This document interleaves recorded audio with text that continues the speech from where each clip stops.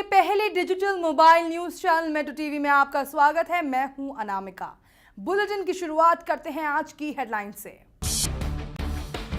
प्रधानमंत्री मोदी आज जम्मू के दौरे पर, कटरा में सुपर स्पेशलिटी अस्पताल का किया उद्घाटन। श्रीनगर एनआईटी के बाद अब बाबा गुलाम शाह बादशाह यूनिवर्सिटी में तनाव, स्थानीय और बाहरी छात्रों का गुट आपस में भिड़ा, कई छात्र घायल। पाकिस्तान से कृपाल सिंह का शव आज पहुंचेगा भारत। कोट लखपत जेल में पिछले 25 साल से काट रहे थे सजा, संदिग्ध परिस्थितियों में हुई थी मौत। बिग बी को अतुल्य भारत अभियान का ब्रांड एम्बेसडर बनाने का फैसला टला, पनामा पेपर्स लीक में नाम आने के बाद प्रक्रिया पर लगी रोक। पाकिस्तान ने एनआईए के दौरे पर विचार करने के दिए संकेत, प्रधानमंत्री नवाज शरीफ के सलाहकार सरताज अजीज ने भारत पाक वार्ता शुरू होने की जताई उम्मीद। और अब देखते हैं आज की 5 बड़ी खबरें।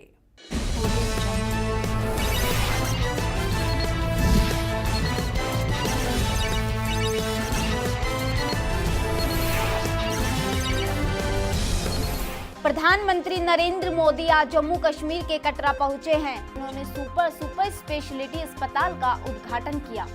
कटरा में कार्यक्रम स्थल पर उधमपुर डोडा के सांसद जितेंद्र सिंह ने प्रधानमंत्री मोदी का स्वागत किया, जबकि जम्मू एयरपोर्ट पर राज्यपाल एन वोरा, मुख्यमंत्री महबूबा मुफ्ती और उप मुख्यमंत्री डॉक्टर निर्मल सिंह ने प्रधानमंत्री की अगवानी की। पाकिस्तान की कोट लखपत जेल में दम तोड़ने वाले भारतीय कृपाल सिंह का शव आज भारत लाया जाएगा। 55 वर्षीय कृपाल की 11 अप्रैल को लाहौर की कोट लखपत जेल में संदिग्ध हालात में मौत हो गई थी। लाहौर के जिन्ना हॉस्पिटल में पोस्टमार्टम करने के बाद कृपाल का शव आज भारतीय उच्चायोग के अधिकारियों को सौंपा जाएगा। कृपाल का शव वाघा बॉर्डर के रास्ते भारत भेजा जाएगा। गुरदासपुर के रहने वाले कृपाल जासूसी के आरोप में पिछले 25 सालों से पाकिस्तानी जेल में कैद थे। एनआईटी श्रीनगर के छात्रों के बीच तनाव का मामला भी ठंडा भी नहीं पड़ा था कि जम्मू कश्मीर के रजौरी में बाबा गुलाम शाह बादशाह यूनिवर्सिटी के 2 छात्र समूह के बीच झड़प का मामला सामने आ गया है। चश्मदीदों के मुताबिक झड़प में कुछ छात्रों को चोट आई है। झड़प में कुछ स्थानीय छात्रों के साथ ही कश्मीर के छात्र भी शामिल है। खबरों के मुताबिक बाहरी छात्र क्लास अटेंड नहीं कर रहे थे और स्थानीय छात्र उन पर क्लास में मौजूद रहने के लिए दबाव बना रहे थे, इसलिए दोनों गुटों के बीच झड़प शुरू हो गई। जम्मू कश्मीर में बीजेपी पीडीपी सरकार के गठबंधन को बनाने में अहम भूमिका निभाने वाले बीजेपी के महासचिव राम माधव ने कल कहा कि कश्मीरी पंडितों की घाटी में वापसी के लिए राज्य सरकार नए सिरे से प्रयास कर रही है। सुलह के प्रयासों की जरूरत बताते हुए माधव ने उम्मीद जताई है कि राज्य में सामान्य स्थिति बहाल होने के बाद सरकार प्रक्रिया को आगे बढ़ाएगी। स्थिति फिलहाल हिंसक प्रदर्शनों से प्रभावित है। माधव ने एनआईटी श्रीनगर में छात्रों के प्रदर्शनों को कश्मीरी पंडितों के मुद्दे से जोड़ने के खिलाफ आगाह किया। दुनिया भर में खूब हलचल मचाने वाले पनामा पेपर्स के खुलासे का असर अब अमिताभ बच्चन पर भी पड़ता दिख रहा है। सूत्रों के मुताबिक केंद्रीय पर्यटन और संस्कृति मंत्रालय ने अमिताभ बच्चन को अतुल्य भारत अभियान का ब्रांड एम्बेसडर बनाने का फैसला फिलहाल के लिए टाल दिया है। सूत्रों के मुताबिक अतुल्य भारत अभियान के लिए प्रियंका चोपड़ा और अमिताभ बच्चन के नाम अंतिम रूप से तय किए गए थे और इसी महीने उन्हें अनुबंध पत्र भेजे जाने थे, लेकिन अब पनामा पेपर्स में अमिताभ का नाम आने की वजह से प्रक्रिया रोक दी गई है।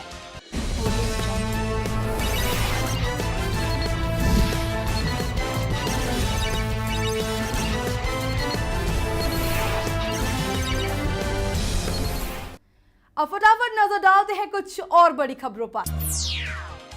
राजधानी दिल्ली में कल 2 अलग-अलग जगहों पर हुई सिलेंडर ब्लास्ट की घटनाओं में 6 लोगों की मौत हो गई। हादसे में 34 लोग बुरी तरह घायल हो गए हैं। ब्लास्ट से आसपास की इमारतों पर भी असर पड़ा है। आश्रम चौक के पास सनलाइट कॉलोनी इलाके में सिलेंडर ब्लास्ट से लगी आग में 3 लोगों की मौत हो गई, वहीं 22 लोग घायल हो गए हैं, जबकि सिलेंडर ब्लास्ट की दूसरी घटना गांधीनगर के एक इमारत में हुई। इस हादसे में 3 लोगों की मौत हो गई और 11 लोग घायल हो गए। फायर ब्रिगेड ने काफी मशक्कत के बाद दोनों जगहों पर आग पर काबू पा लिया है। पंजाब में किसानों के गेहूं के दाम नहीं मिल रहे हैं। कमीशन एजेंट्स को बैंक से एडवांस नहीं मिल रहा क्योंकि रिजर्व बैंक ने पंजाब सरकार के गोदामों में 12,000 करोड़ के अनाज का हेरफेर मिला है। किसानों की पेमेंट जल्द करवाने के लिए मुख्यमंत्री बादल कल प्रधानमंत्री मोदी से मिले। 1 अप्रैल से शुरू हुई गेहूं खरीद की पेमेंट न होने से किसानों के सामने कर्ज चुकाने की चुनौती है। ये नौबत इसलिए आई क्योंकि बैंकों ने केंद्रीय रिजर्व बैंक के निर्देश पर बादल सरकार को गेहूं खरीदने के लिए 20,000 करोड़ रुपए एडवांस देने के हाथ खड़े कर दिए। रिजर्व बैंक ने ऐसा इसलिए किया क्योंकि पंजाब के गोदामों से 12,000 करोड़ रुपए के अनाज का हिसाब नहीं मिल रहा। विदेश मामलों पर पाकिस्तान के प्रधानमंत्री नवाज शरीफ के सलाहकार सरताज अजीज ने कल संकेत दिया कि पठानकोट आतंकवादी हमले की आगे की जांच के लिए एनआईटी की टीम के दौरे संबंधी भारत की अपील पर विचार कर सकता है।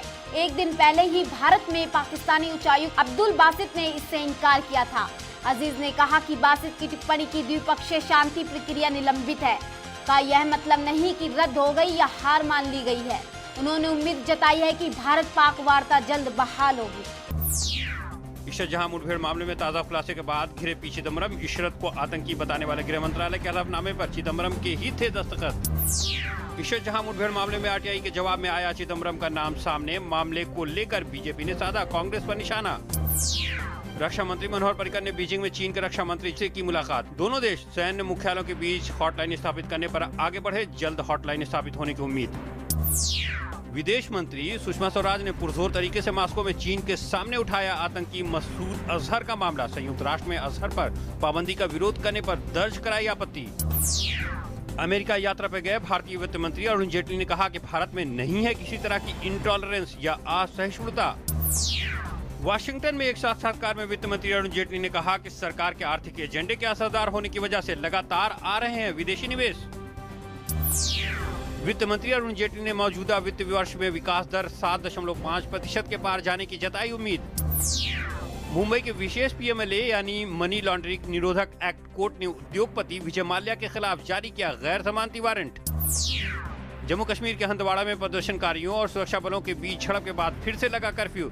कश्मीर में इंटरनेट और मोबाइल सेवाएं बहाल। भूमध्य सागर में शरणार्थियों को ले जा रही नाव डूबी। हादसे में करीब 500 लोग लापता।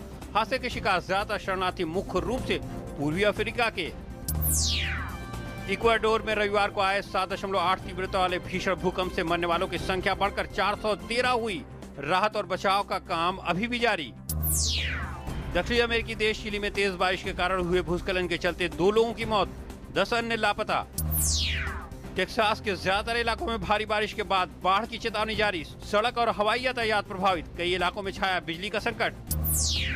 विश्व के नंबर 1 टेनिस खिलाड़ी नोवाक जोकोविच और सेरेना विलियम्स ने प्रतिष्ठित लॉरेस स्पोर्ट्स अवार्ड में साल के सर्वश्रेष्ठ खिलाड़ी का खिताब अपने नाम किया। कप्तान डेविड वार्नर के अर्धशतक से सनराइजर्स हैदराबाद ने इंडियन प्रीमियर लीग में मुंबई इंडियंस को 7 विकेट से हराकर मौजूदा टूर्नामेंट की पहली जीत दर्ज की। इंडियन प्रीमियर लीग में किंग्स 11 पंजाब की टीम का आज कोलकाता नाइट राइडर्स के खिलाफ मैदान में उतरेगी।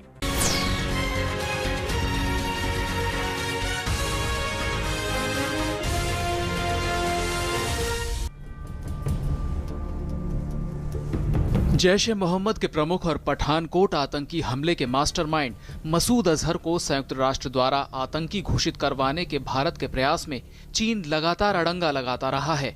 हाल ही में चीन ने संयुक्त राष्ट्र की प्रतिबंध समिति को अजहर को आतंकी घोषित करने से ये कहते हुए रोक दिया था कि यह मामला सुरक्षा परिषद की अनिवार्यताओं को पूरा नहीं करता। भारत ने चीन के इस रुख पर गंभीर आपत्ति की थी। सोमवार को भारत ने एक बार फिर चीन के समक्ष इस मसले पर कड़ी आपत्ति जताई।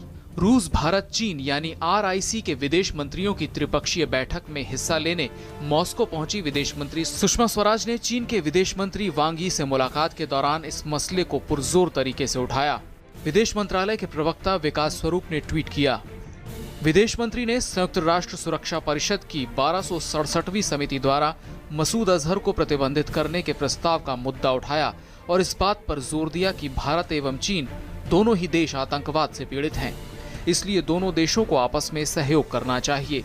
दोनों देशों में इस बात पर सहमति बनी कि इस विषय पर दोनों देश आगे से एक दूसरे के संपर्क में रहेंगे। बाद में RIC के सम्मेलन के पहले सत्र में भी सुषमा ने आतंकवाद का मसला सख्ती से उठाया और कहा कि आतंकवाद पर दोहरा रवैया दुनिया के लिए नुकसानदेह होगा। India believes that the foremost challenge to international security continues to be posed by international terrorism. The RIC countries must lead the way in getting the international community together to counter terrorism through joint action, including at the United Nations. We must not fail in this regard. If we continue to adopt double standards in dealing with terrorism, it will have serious consequences, not just for our own countries, but the international community as a whole. वैसे ये पहली बार नहीं है जब चीन ने पाकिस्तान से जुड़े आतंकी समूहों और नेताओं को संयुक्त राष्ट्र द्वारा प्रतिबंधित करवाने के भारत के प्रयास पर पानी फेरा है। संयुक्त राष्ट्र ने 2001 में जैश-ए-मोहम्मद को प्रतिबंधित कर दिया था, लेकिन 2008 के मुंबई हमलों के बाद अजहर पर प्रतिबंध लगवाने के भारत के प्रयास सफल नहीं हो सके, क्योंकि चीन ने वीटो का इस्तेमाल करते हुए उसे रोक दिया था। उधर रक्षा मंत्री मनोहर पर्रिकर चीन की यात्रा पर हैं। उन्होंने सोमवार को अपने चीनी समकक्ष जनरल चांग वानक्वान के साथ बातचीत की। उन्होंने कहा कि भारत चीन के साथ अपने संबंधों को सर्वोच्च प्राथमिकता देता है और इन संबंधों को आगे बढ़ाने के लिए प्रतिबद्ध है। पर्रिकर का स्वागत करते हुए वांग ने कहा, उम्मीद करते हैं कि आपसी यात्रा से दोनों सशस्त्र बलों के बीच आपसी रणनीतिक विश्वास में सुधार आएगा। पर्रिकर चीनी प्रधानमंत्री ली क्विंग से भी बात करेंगे और चीन के पश्चिमी कमान सैन्य मुख्यालय पर भी जाएंगे। चीनी सेना के शीर्ष अधिकारियों के साथ पर्रिकर की वार्ताओं के दौरान बार-बार घुसपैठ की घटनाओं, सीमा पर गश्ती दलों के बीच तनाव घटाने के समझौते के कार्यान्वयन और चीन एवं भारत की रणनीतिक चिंताओं पर खास चर्चा होने की उम्मीद है। चीनी सैनिकों की ओर से विशेष तौर पर लद्दाख क्षेत्र में गश्त के दौरान आक्रामक रुख अपनाए जाने को लेकर भारत की चिंताएं अब भी बहुत ज्यादा हैं। हालांकि चीन किसी भी घुसपैठ से इनकार करता रहा है। गौरतलब है कि केंद्र में मोदी सरकार बनने के बाद से ही सरकार चीन के साथ संबंधों को सुधारने पर खास जोर दे रही है। पहले चीन के प्रधानमंत्री शी जिनपिंग की भारत यात्रा और फिर पीएम मोदी की चीन यात्रा में दोनों देशों ने रिश्तों को आगे बढ़ाने पर सहमति जताई थी। ऐसे में बीच बीच में चीन का रुख रिश्तों की गाड़ी में अड़ंगे लगा देता है। News night desk, DD news. खबरों के सफर में फिलहाल इतना ही। देश दुनिया की पल पल की खबरें हम आप तक पहुंचाएंगे एक नए अंदाज में आपके मोबाइल फोन के माध्यम से। तो आप जुड़े रहिए मेट्रो टीवी के साथ। तब तक के लिए नमस्कार।